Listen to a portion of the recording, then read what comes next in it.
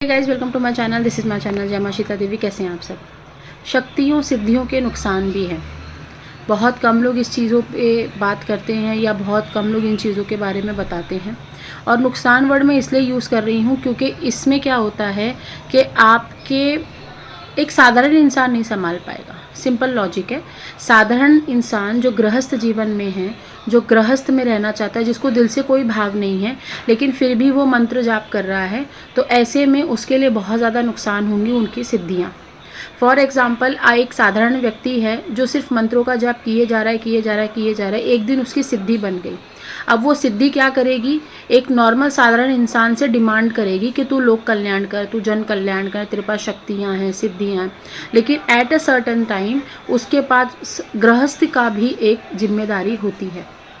मेरे पास ऐसे लोग आते हैं जो कहते हैं कि मैम हम हीलिंग करते हैं लेकिन हमारा काम नहीं चल रहा।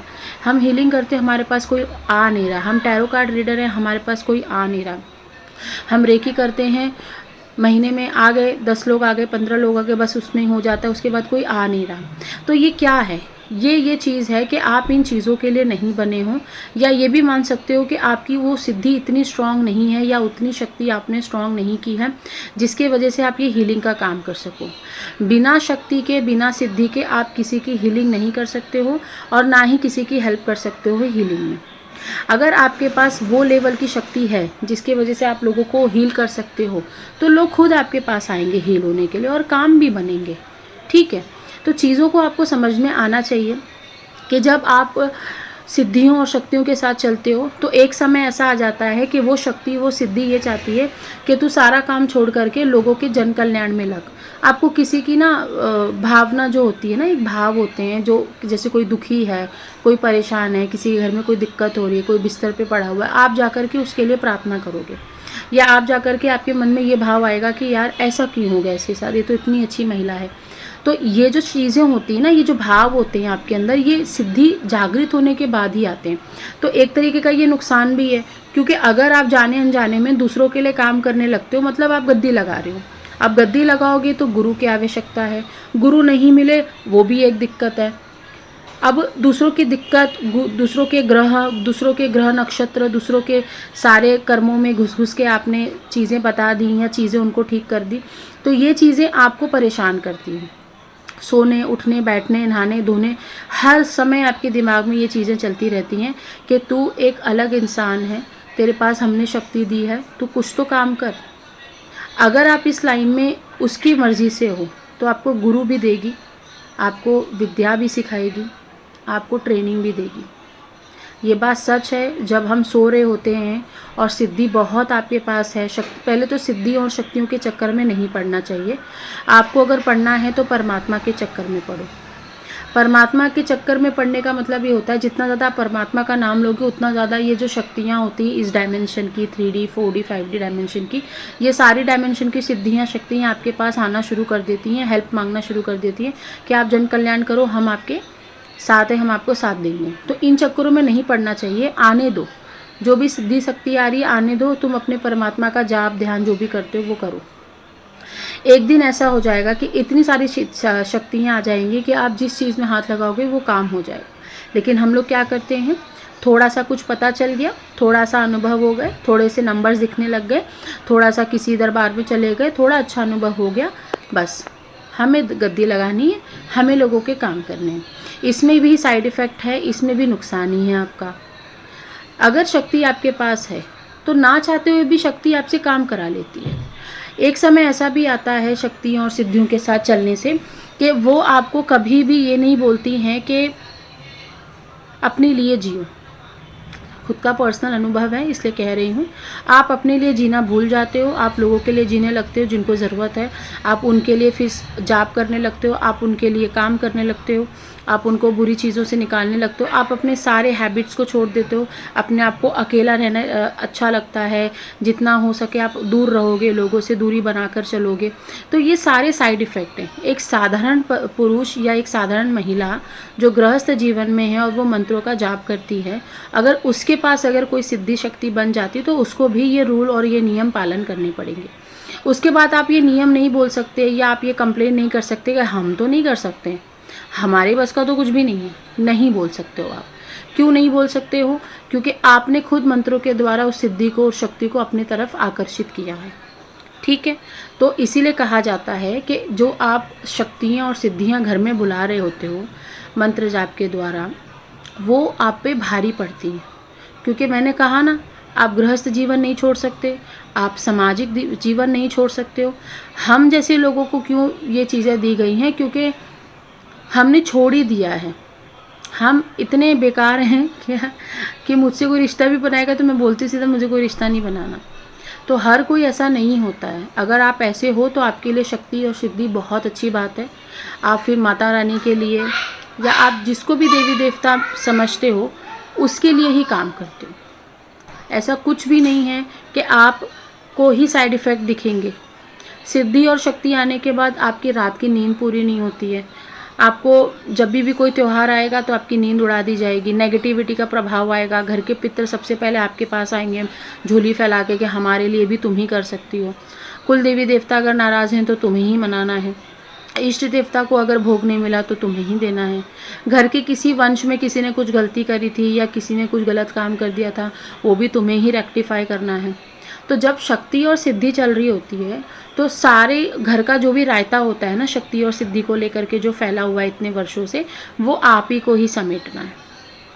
आपके कमर में दर्द होगा, आपको नींद कम आएगी, आपको चैन सुकून नहीं होगा, छोटी छोटी बात पे इरिटेट हो जाओगे। कोई आपको बोलेगा जा फलाना काम करके आ जा, कोई बोलेगा जा दूध लेके आ जा, कोई बोलेगा सब्जी लेकर आ जा, कोई बच्चा इधर से वही चीज़ आप पहले कर रहे थे तो आपको कोई चिड़चिड़ापन लग रहा था, वो चीज़ आपको अच्छी लगती थी। शाम को आप अपनी सहेलियों के साथ जो भी सामान है शॉपिंग है अपने परिवार के साथ लेने निकल जाते थे, आपको मज़ा आता था। अचानक ऐसा क्या हो गया कि आप वही काम अभी कर रहे हो तो चिड़चिड़ापन लग रहा है? बिकॉज ऑफ शक्ति, बिकॉज ऑफ पावर। ठीक है, क्योंकि वो क्या चाहती है, वो जितना बोलती है उतना करो। वो बोलती है घर से बाहर नहीं निकलना, आप नहीं निकल सकते, आप ट्राई कर लो कितना भी, नहीं निकल पाओगे। वो कहती है इस बंदे से बात नहीं करना, उसके ऊपर नेगेटिविटी जो आपको तकलीफ़ दे सकती है, आप नहीं बात कर सकते हो। और अगर आपने बाउंड्रीज क्रॉस करी तो उसकी नेगेटिविटी आपके ऊपर हमला भी करती है। तो मतलब कहने का मतलब यही है कि जिसको भी आप बुलाते हो, जो भी शक्ति आपके साथ चलती है, तो शक्ति आपको पूरा टेक ओवर करने की कोशिश करती है, पूरे माइंड को कवर करने की कोशिश करती है। वो जैसा कहती है वैसा करना पड़ता है, वो जैसा कहती है वैसा जीना पड़ता है।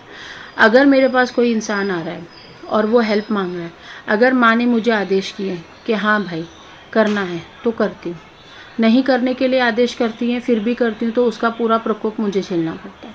तो अभी तो फ़िलहाल मैं ना बोलना सीख गई हूँ, क्योंकि प्रकृति के चक्र में घुस के कोई मतलब नहीं है। अगर किसी के कर्म खराब है तो मैं एक सर्टेन टाइम सामने वाले को दे देती हूँ कि इतने समय के बाद मेरे पास आना, तब मैं आपकी हेल्प कर पाऊँगी। अदरवाइज़ आप किसी के भी पास जाओ, कोई आपकी हेल्प कर नहीं पाएगा। एक सर्टेन टाइम तो हर किसी को काटना है अपने पाप का। तो शक्तियाँ जो सिद्धियाँ जो भी इंसान लेके चल रहा है तो उसके नकारात्मक बहुत ज़्यादा पॉइंट्स हैं। फॉर एग्जांपल मुझे एलर्जीज़ हैं, हो सकता है आपके ऊपर शक्तियाँ चल रही हों, आपको भी बहुत एलर्जीज़ हो, लेकिन वो एलर्जीज़ ऐसी नहीं है कि कभी भी आ जाती हैं। वो एलर्जीज़ ऐसी हैं जैसे मान लो आपको किसी ने टच कर दिया, आप मार्केट में हो या आपने कोई कपड़े पहन लिए जो धुले हुए थे लेकिन बहुत समय से धुले हुए नहीं थे, या पुराने कोई कपड़े आप पहन रहे हो, या मान लो आप जैसे अभी हम लोग जैसे जो बालों में हेयर रबर लगाते हैं वो हम हाथों में पहन लेते हैं, उससे मुझे एलर्जीज़ हो जाती है।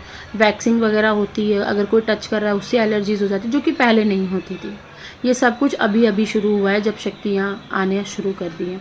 तो कहने का मतलब ये होता है कि शक्ति आपको एकांत में रखना सिखाती है, मोक्ष तक लेकर जाना सिखाती है, आपको एकदम ऐसा इतना मिच्योर बना देती है कि आप छोटी छोटी चीज़ पे ना इतने ज़्यादा समझदार हो जाते हो कि सामने वाले लोग आपको ना एकदम एरोगेंट वाला बिहेवियर समझने लगता है। हालांकि ऐसा कुछ होता नहीं है, क्योंकि अगर हम एरोगेंट होते, हम ईगो वाले होते तो शक्ति शायद नहीं आती हमारे पास। हाँ, ये बात अलग है कि शक्ति आने के बाद लोगों का मैंने बिहेवियर चेंज होते हुए देखा है, ईगो आ जाना, बहुत ज़्यादा अपने आप को सुपीरियर समझना, तो ये गलत है। ऐसे में आप शक्ति खो भी सकते हो, ये भी एक साइड इफ़ेक्ट है। अगर आपने अपने गुरु की अवहेलना करी, गुरु को गाली गलौज करी, गुरु की बातें नहीं मानी, गुरु को त्याग दिया, तो गुरु की तरफ से जो शक्तियाँ आ रही थी वो भी चली जाती हैं, और प्लस आपकी जो शक्तियाँ और सिद्धियाँ होती हैं वो भी नाराज़ चलना शुरू कर देती है। तभी तो मेरे पास आप लोग आकर कहते हो ना, अपने ही मुँह से कहते हो, मैं तो बाद में फिर देखती हूँ आप लोग कितने लोग मेरे पास आते हैं और कहते हैं गुरु को जब से हमने त्याग करा तब से हमारा दिन जो है समय पूरा बर्बाद हो चुका है। क्यों हो चुका है? क्योंकि शक्तियाँ देख रही होती है कि आपको थोड़ा सा क्या परीक्षा लिया, प्रकृति ने थोड़ी सी क्या परीक्षा ली कि आप लोगों ने गुरु को ही गाली बकनी शुरू कर दी, तो सारी शक्ति जो होती है आपके पास क्षीण हो जाती है।